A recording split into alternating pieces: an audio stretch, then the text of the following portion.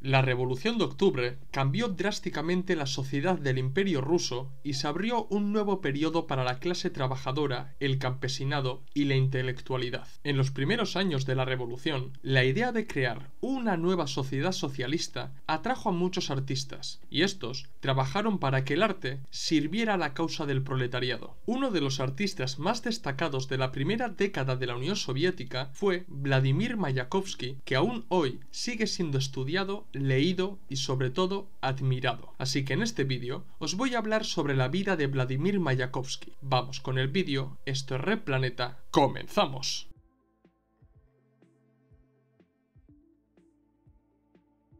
Vladimir Vladimirovich Mayakovsky nació el 19 de julio de 1893 en Bagdati, provincia de Kutaisi, Georgia, en el seno de una familia de origen cosaca venida a menos. Su padre, Vladimir Konstantinovich Mayakovsky, era un guarda forestal del pueblo y descendía de cosacos de Zaporizhia. Su madre, Alexandra Alexeyevna Pavlenko, también pertenecía a una familia de cosacos, pero estos eran de Kubán y ella era ucraniana, por lo que Mayakovsky se crió imbuido por tres realidades nacionales que eran la rusa, la ucraniana y la georgiana, agrupadas dentro del Imperio ruso. Mayakovsky tenía dos hermanas, Lyudmila y Olga, y dos hermanos, Konstantin, que murió a los 3 años, y Alexander, que también murió durante su infancia. Empezó a estudiar en el Gymnasium o Escuela de Educación Secundaria de Kutaisi. En 1906 su padre falleció y junto con su madre y sus hermanas se mudó a Moscú en busca de una vida mejor. En Moscú prosiguió sus estudios en el Gymnasium de Moscú, pero debido a las dificultades económicas de su familia no pudo hacer frente al pago de la matrícula estudiantil y fue expulsado cuando estaba en quinto curso. Durante su estancia en Moscú se acercó a los estudiantes socialistas y marxistas cercanos a los bolcheviques que estaban apareciendo en la ciudad y empezó a interesarse por el pensamiento marxista. En 1908, esto es, a la edad de 15 años, su interés por el marxismo y por la causa revolucionaria fue a más y decidió militar en el Partido Obrero Socialdemócrata de Rusia. Siendo miembro del partido, participó en el comité del partido en Moscú y debido a su interés por el arte, se dedicó a labores de propaganda, lo que le llevó a ser perseguido por la policía y detenido hasta en 3 ocasiones. Cabe destacar que los arrestos se produjeron siendo Mayakovsky menor de edad, lo que moldeó enormemente su personalidad y aumentó su interés por la revolución. También tengo que destacar que según revelan los documentos policiales de aquellos años, el paso de Mayakovsky por los calabozos fue literalmente un escándalo, por lo que fue transferido de una cárcel a otra hasta que fue llevado a la prisión de Butyrskaya, donde según el propio Mayakovsky pasó 11 meses en régimen de aislamiento, pero posteriormente se demostró que exageró el tiempo que estuvo en aislamiento porque en realidad estuvo unos 6 meses.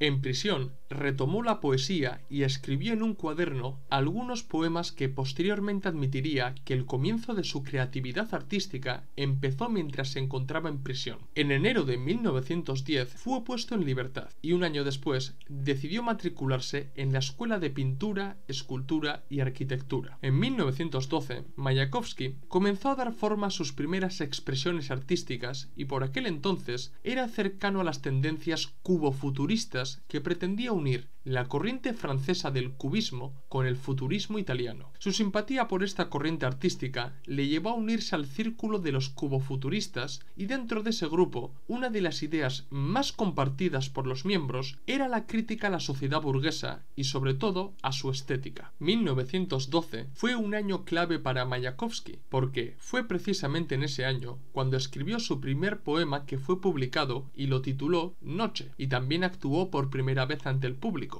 Como artista adherido a la corriente futurista, firmó el manifiesto Bofetada al gusto del público, con el que los futuristas rusos dieron a conocer al mundo entero su corriente artística. Si bien el futurismo italiano suele asociarse con el fascismo, la verdad es que los futuristas rusos como Mayakovsky estaban lejos del movimiento fascista. Los futuristas rusos estaban fascinados por la era de la máquina y del progreso tecnológico, y buscaban expresar estos cambios a través de la pintura, la literatura literatura y otras artes. De ahí la plasmación del movimiento, dinamismo y la velocidad en sus obras. Pero, a diferencia del futurismo italiano, los rusos mostraron oposición al nacionalismo y al militarismo, y sobre todo, acabaron siendo cercanos al bolchevismo. El rechazo de los futuristas a la tradición estética del siglo XIX y a la decadente sociedad burguesa fue redirigido, al menos en Rusia, hacia la búsqueda de una nueva sociedad y la revolución social, como se puede ver en muchas de las obras de Mayakovsky. Y un suceso muy importante es que cuando Filippo Tommaso Marinetti, iniciador del futurismo en Italia,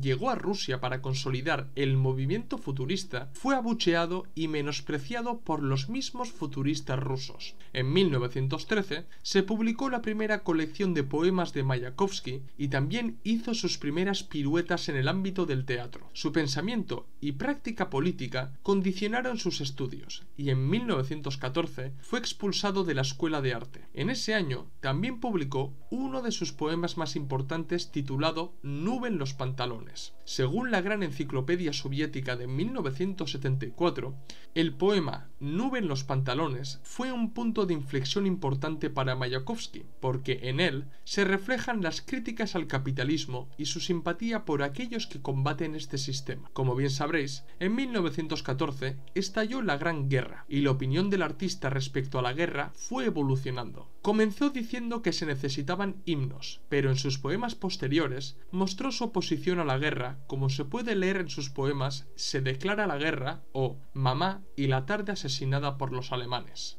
Acercándonos a la Revolución de Octubre, se puede ver que Mayakovsky afinó aún más sus críticas hacia la sociedad burguesa y el capitalismo, y esos poemas hicieron que Máximo Gorki pusiera sus ojos en él y lo patrocinara. Entre 1915 y 1917, Mayakovsky sirvió en la Escuela de Formación Automotriz de Petrogrado. Cuando llegó la Revolución de Febrero, Mayakovsky, junto a otros colegas de la Escuela de Formación de Automotriz, arrestaron al comandante de la escuela y con el establecimiento del gobierno provisional hizo todo lo que estuvo en su mano para que lo declararan no apto para el servicio militar. La Revolución de Octubre fue bien acogida por Mayakovsky y se posicionó a favor del proceso revolucionario. El nuevo periodo soviético que comenzó en Rusia demandaba un gran cambio social y, como no, artístico, y Mayakovsky lo comprendió, por lo que se puso a trabajar para reflejar artísticamente la nueva realidad. Esto es, trabajó para dar con una nueva estética revolucionaria. El artista quería romper con el viejo mundo y eso pasaba obligatoriamente por romper con el vocabulario antiguo y con el tamaño de los versos anteriores, por lo que, haciendo caso omiso a los cánones de la poesía hasta entonces dominantes, presentó sus primeros poemas gráficos escalonados. La Revolución de Octubre ofreció a Mayakovsky la oportunidad perfecta para dar rienda suelta a su creatividad artística, dando una importancia significativa a la parte visual de sus poemas. A su vez, era plenamente consciente de que en la nueva sociedad soviética, los protagonistas, los sujetos revolucionarios, eran los trabajadores, por lo que Mayakovsky no dudó en publicar poemas más cortos, pero desgarradores, con un lenguaje coloquial e incluso grotesco que era familiar para los trabajadores, y radicalizó sus escritos presentando las páginas como tropas y las rimas como afilados picos. La simpatía de los futuristas rusos en general y de Mayakovsky en particular hacia la Revolución de Octubre no era algo extraño ni un acto seguidista de subirse al carro que estaba de moda. Como bien explican Lu Barcenilla y Nolito Ferreira en su artículo El Lissinsky y Mayakovsky en el arte soviético, 100 años de para la voz, lo cierto es que el futurismo, en principio, pretendía ser apolítico, pero, a diferencia de las corrientes formalistas en la literatura o el suprematismo en la pintura que defendían un divorcio entre el arte y la vida, que buscaban abstraerse de la realidad, el futurismo nació ya preñado de ella. Su especial filia por el desarrollo tecnológico y por la vida urbana le forzaba a estar con los pies en la tierra, a vincularse, aunque no lo quisiese, con los problemas sociales de su momento. Por eso, el futurismo ruso, por su carácter excéntrico, provocador y rebelde, asumió desde el principio una actitud antiburguesa. Esto les ganó la enemistad del resto de la inteligencia tradicional. Es completamente cierto que Mayakovsky, como posteriormente el Prolecult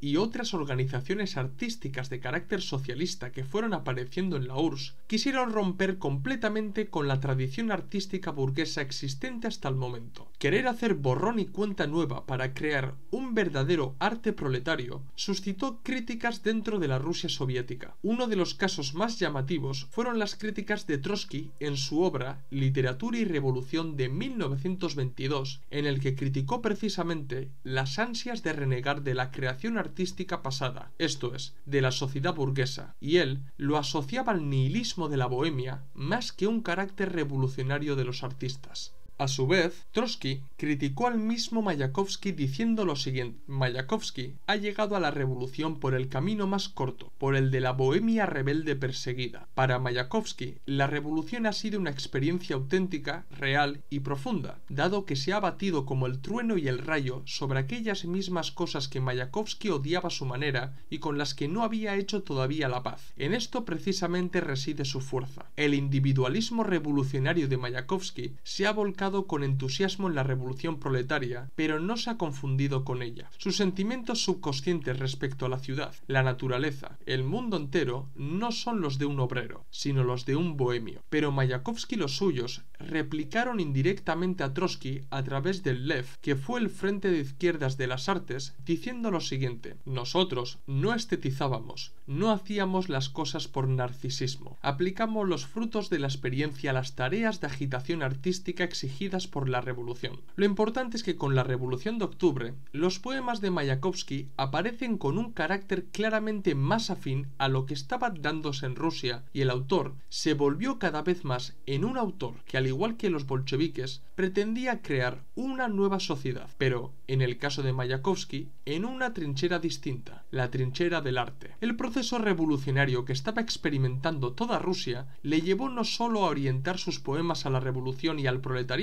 sino también al cuestionamiento mismo del arte. Los artistas como Mayakovsky vieron en el arte una verdadera fuerza en favor de la revolución. De esta manera, tomaron la responsabilidad de crear una estética revolucionaria, o dicho de una manera más simple, dar una imagen a la revolución. Durante los primeros años de la revolución, escribió importantes poemas como La marcha de la izquierda, El buen trato a los caballos o 150 millones, con el que ya se puede apreciar a un Mayakovsky comprometido con la revolución y con el proletariado. Pero su actitud para con la revolución no quedó únicamente en sus poemas, ya que, a partir de 1918, participó activamente en la agitación y propaganda revolucionaria. En 1918, organizó el grupo Komfut, que fue un grupo compuesto por futuristas comunistas, trabajó para la agencia rusa de telégrafos, también conocida como Rosta, y fue muy activo creando distintos carteles de agitación y propaganda comunista, que serían conocidas como las ventanas Rosta, que fueron una perfecta fusión del arte gráfico y la poesía dirigido a la agitación comunista. En 1923, Mayakovsky dio un gran salto adelante en su compromiso por poner el arte al servicio de la causa revolucionaria, creando, junto a otros artistas, el Frente de Izquierdas de las Artes, también conocido como el Lev. El programa del Lev de 1923 se marcó los siguientes objetivos. Lev agitará el arte con las ideas de la comuna, abriendo para el arte el camino hacia el mañana. Lev agitará los nuestros con el arte de masas, haciendo de ellos una fuerza organizada. Lev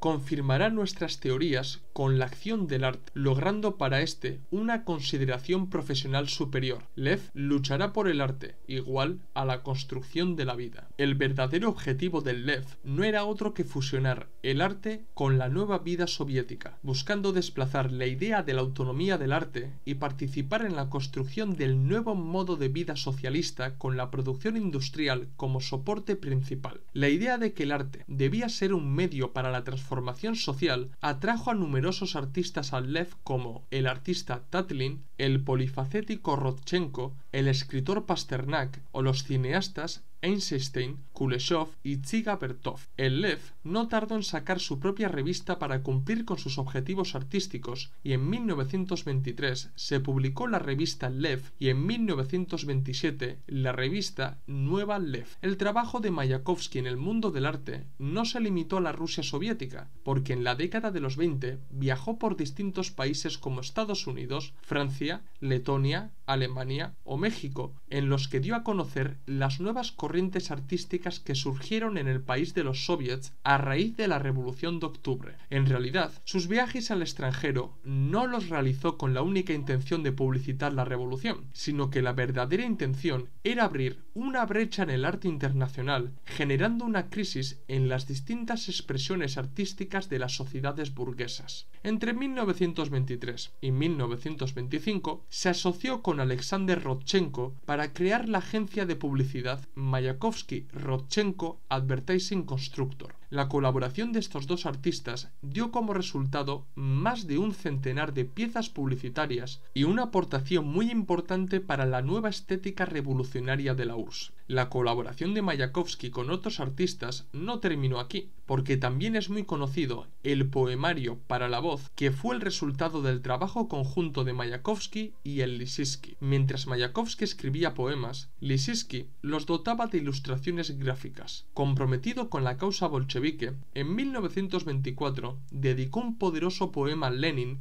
que llegó a leerlo en el Teatro Bolshoi y que se ganó una ovación de 20 minutos del público. Para finales de la década de los 20, un pensamiento comenzó a pasar por la mente de Mayakovsky, y es que para el artista, la creación de distintas agrupaciones como fue el Lev, en realidad no estaban conectadas con las masas, y eso podía llevar a los mismos artistas a distorsionar su concepción sobre la realidad cotidiana de la URSS y afectaría su producción artística. Por lo que en febrero de 1930 se unió a la Asociación Rusa de Escritores Proletarios, que le pareció estar en mayor conexión con las masas que las otras organizaciones artísticas. Para 1930, Mayakovsky era un reconocido artista polifacético de la URSS. A pesar de esto, Mayakovsky era un artista realmente incomprendido, y lo cierto es que en vida no fue valorado positivamente por la mayoría de importantes personajes de la política soviética. Antes os he leído la crítica de Trotsky, pero él no fue el único que lo criticó, porque Lenin valoró desfavorablemente el poema 150 millones y, según nos cuenta Alejandro Rojas en su artículo Vladimir Mayakovsky, el poeta y recitador popular de la Revolución Rusa, Lenin llegó a abandonar la sala mientras que Mayakovsky recitaba uno de sus poemas. Para Bukharin, Mayakovsky era demasiado individualista y bohemio. En cuanto a Stalin, su postura para con Mayakovsky es ambivalente, puesto que es cierto que el realismo socialista cortó las alas de muchos artistas soviéticos, hecho que condenó el mismo Mayakovsky. Pero también debo destacar que originalmente Mayakovsky apoyó el realismo socialista junto a Gorky. Es muy famosa la respuesta que dio Stalin a un Yezhov que trataba de defenestrar a Mayakovsky acusándole de formalista, individualista y bohemio. Concretamente, Stalin le respondió lo siguiente: Mayakovsky sigue siendo el mejor y más talentoso de los poetas de la época soviética. La indiferencia a su legado cultural es un crimen. Finalmente, el 14 de abril de 1930, Mayakovsky se suicidó pegándose un tiro en el corazón. Su muerte y la causa misma de su muerte es aún objeto de debate para muchos historiadores, porque hay quien opta por la versión de que Mayakovsky fue asesinado y hay quien opta por el relato del desamor del artista soviético. Lógicamente, los que optan por la teoría del asesinato intentan culpar a Stalin o a la cúpula gobernante de la URSS. Los que defienden este relato sostienen que Mayakovsky podía ser una amenaza para el realismo socialista y, siendo un artista extravagante como lo era él, lo idóneo sería asesinarlo. Los que optan por el relato de desamor aseguran que una de las causas más importantes que llevó a Mayakovsky a quitarse la vida fue el amor no correspondido por Lilia Brick. Jamás sabremos la verdadera motivación de la muerte del artista soviético, pero los historiadores más objetivos que han tratado de analizar la vida y la muerte de Mayakovsky